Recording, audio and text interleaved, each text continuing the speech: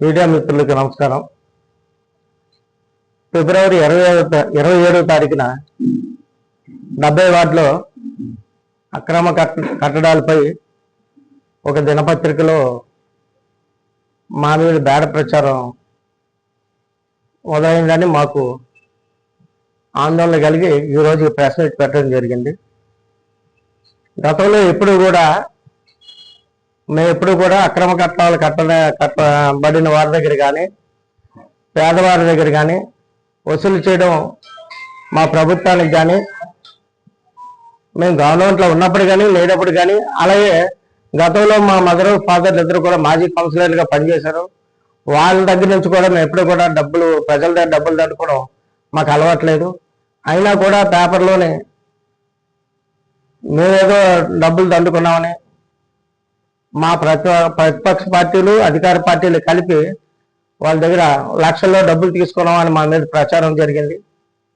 దాని మీద మేమేటో నిరూపించుకోవాలని చెప్పి ఒక కంప్లైంట్ కమిషనర్కి, ఎమ్మెల్యే గారికి, అలాగే కలెక్టర్ గారికి అందరూ కూడా కంప్లైంట్ ఇవ్వడం జరిగింది. వినతి పత్రాలు ఇచ్చుకున్నాం.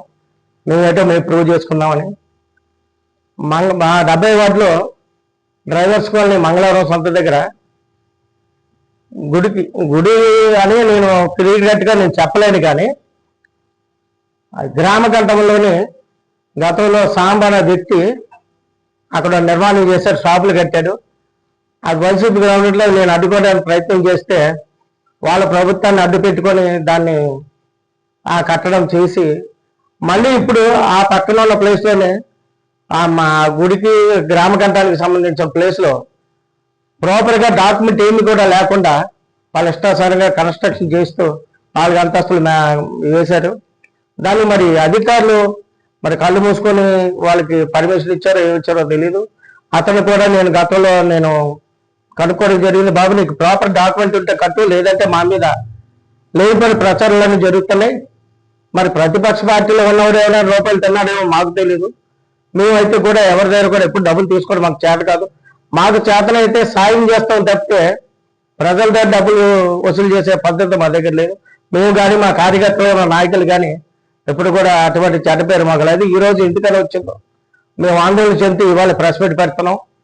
దాన్ని మీరు నిరూపించుకోకపోతే అధికారులు కానీ అలాగే ప్రభుత్వం కానీ ఎవరు పట్టించుకోకపోతే ఇష్టానుసారంగా మా మీద బుర్ర చల్లుతూనే ఉంటారు. అందుకని అధికారులు పట్టించుకొని ఈ విషయాన్ని